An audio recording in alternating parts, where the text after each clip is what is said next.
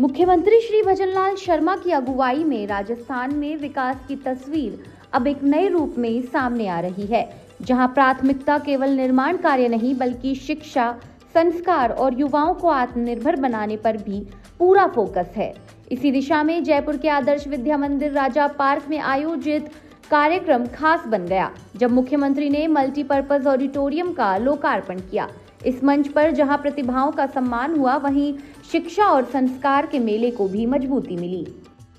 मुख्यमंत्री ने पुनर्निर्मित सभागार का फीता खोलकर लोकार्पण किया और पट्टिका का अनावरण किया। इस दौरान उन्होंने लोकार्पण समारोह को संबोधित करते हुए बताया कि आदर्श विद्या मंदिर का अलग महत्व है। इस विद्यालय से उनका पुराना नाता रहा है। मुख्यमंत्री ने यह भी कहा कि यहाँ पुराने छात्रों को भी बुलाकर सम्मानित किया जाता है, जो एक बेहद अच्छी परंपरा है। कि मेरे को एक ऐसे कार्यक्रम में आमंत्रित किया है जो इससे मेरा नाता बहुत पहले से रहा है। चाहे वो विभिन्न कई प्रकार की बैठकों के माध्यम से रहा हो, चाहे मेरे सुपुत्रों की शिक्षा इस आदर्श विद्या मंदिर से हुई उसके कारण रहा हो,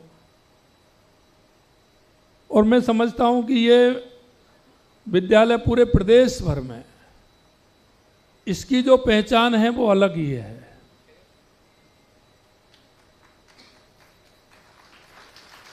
अलग इसलिए है कि उस समय की परिस्थिति 47 के बाद देश के अंदर जो परिस्थितियां बनी, और उन परिस्थितियों में जो हमारे भाई पाकिस्तान से आए थे, उनको जीवन का उस अंधकार में प्रकाश नहीं दिख रहा था, और उस समय उस क्षेत्र में आकर के वो रहे, और उनको ये विद्या मंदिर एक संबल बना उनके बच्चों को। इसलिए भी ये बहुत महत्वपूर्ण है। मित्रों, उस समय की परिस्थिति कैसी रही होंगी? उन्होंने सब कुछ वहां छोड़ा था, सिर्फ बदन से वो अपने यहां आए थे। उन्होंने अपने जीवन को परिश्रम की पराकाष्ठा से प्रारंभ किया,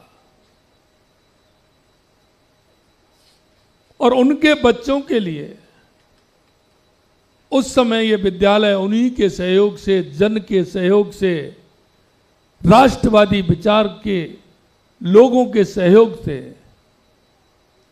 एक बहुत बड़ा शिक्षा का केंद्र बना। और मैं कह सकता हूं कि यह विद्यालय हमारी संस्कृति, हमारी विचार का केंद्र तो है ही, लेकिन मुझे खुशी हो रही थी जब ये सूची बता रहे थे, माननीय हमारे संघ चालक जी कह रहे थे कि वो 67, 68 का, 70 का, 75 का, 80 का जो दौर था, उसमें लोग देखते थे कि राजा पार्क आदर्श विद्या मंदिर बोर्ड में कहीं ना कहीं पहले, दूसरे, तीसरे नंबर पर अवश्य रूप से आएगा। कार्यक्रम में अपनी शानदार प्रस्तुतियों से छात्राओं ने हर किसी को हैरान कर दिया। मुख्यमंत्री श्री भजनलाल शर्मा समेत सभागार में मौजूद सभी श्रोताओं ने छात्राओं का गायन सुना। इस दौरान मुख्यमंत्री श्री भजनलाल शर्मा ने अच्छे अंक प्राप्त करने वाले विद्यार्थी और श्रेष्ठ शिक्षकों का सम्मान किया। इसी के साथ विद्यालय को नई ऊंचाइयों पर पहुंचाने के लिए भामाशाहों को भी सम्मानित किया। कार्यक्रम में मुख्यमंत्री श्री भजनलाल शर्मा ने युवाओं को भी प्रेरित किया। मुख्यमंत्री ने युवाओं से केवल नौकरी पाने वाले नहीं बल्कि रोजगार देने वाले बनने का आह्वान किया।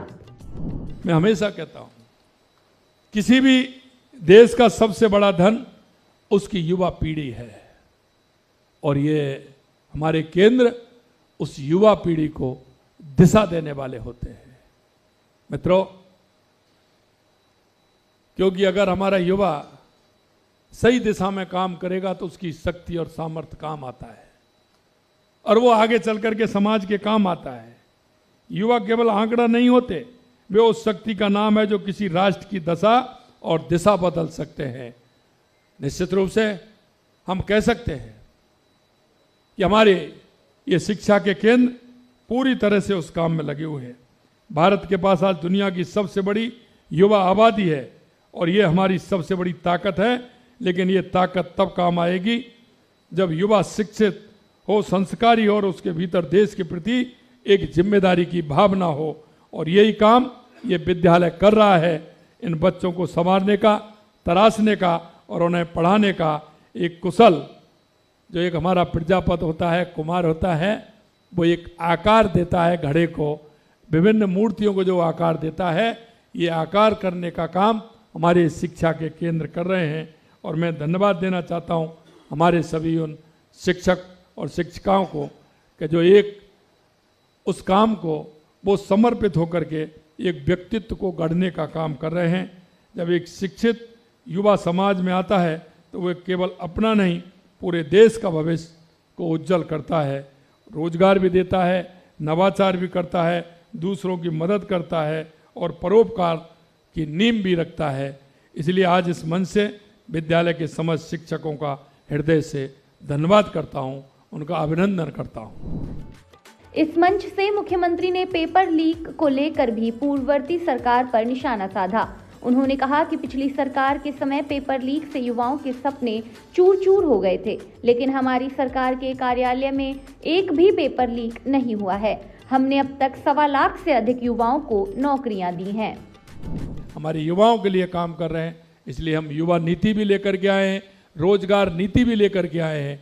और उस रोजगार और युवा नीति के माध्यम से जो हमने हमारे संकल्प पत्र में युवाओं से जो हमने वायदे किए, हम उन वायदों को भी पूरा कर रहे हैं। आप लगातार देख रहे हैं पिछली सरकार में क्या होता था। हम 2 साल लगातार हमारे पेपर हो रहे हैं, एक भी पेपर हमारा लीक नहीं हुआ। और लगातार आपने देखा 1.25 लाख नियुक्ति पत्र हमने हमारे इस 2.25 साल के अंदर हमने दिए हैं। 1,35,000 हमारे प्रक्रियाधीन हैं और 1.25 लाख का हमने पुनः एक कैलेंडर जारी किया है। हम आपको विश्वास दिलाते हैं कि हमारे युवाओं के सपनों को निश्चित रूप से हम गति देने का काम करेंगे, उनके सपनों को पूरा करने का काम करेंगे।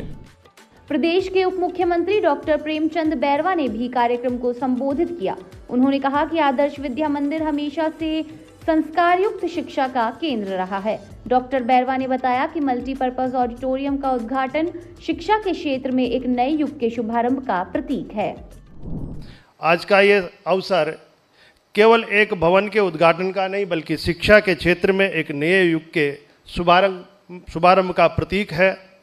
विद्या भारती द्वारा संचालित आदर्श विद्या मंदिर सदैव से संस्कार युक्त शिक्षा का केंद्र रहा है और आज यहाँ CBSE से संबंधित इंग्लिश मीडियम शिक्षा का प्रारंभ होना एक ऐतिहासिक कदम है।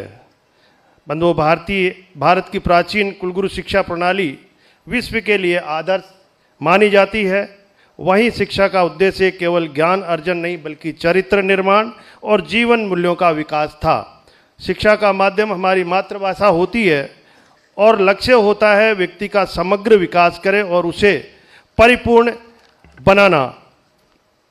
किंतु औपनिवेशिक काल में शिक्षा की दिशा बदल दी गई और 1835 में मैकाले की शिक्षा नीति लागू कर हमारे जड़ों को कमज़ोर करने का प्रयास किया। इसके बावजूद हमारी संस्कृति और संस्कारों की धारा कभी रुकी नहीं। इन्हीं मूल्यों को आगे बढ़ाते हुए विद्या भारती ने देश भर में आदर्श विद्या मंदिरों का एक सशक्त नेटवर्क खड़ा किया, जहां शिक्षा के साथ साथ राष्ट्रभक्ति, अनुशासन और संस्कारों का समन्वय होता है। आज जब हम वैश्वीकरण के युग में हैं, तब अंग्रेजी भाषा का महत्व को हम नकार नहीं सकते।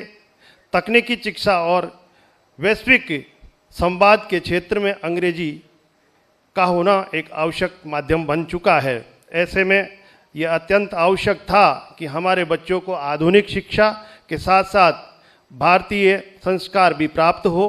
मुझे ये कहते हुए गर्व हो रहा है कि आदर्श विद्या मंदिर में पढ़ा हुआ बालक केवल शिक्षित नहीं बल्कि संस्कारित भी होता है। जयपुर में आयोजित यह कार्यक्रम केवल एक भवन के लोकार्पण तक सीमित नहीं रहा, बल्कि शिक्षा, संस्कार और सामुदायिक सहयोग का सशक्त मंच बनकर उभरा। यह इस बात का प्रमाण बना कि प्रदेश में शिक्षा को नई दिशा देने के साथ साथ युवा शक्ति को आत्मनिर्भर बनाने की सोच भी मजबूती से आगे बढ़ रही है।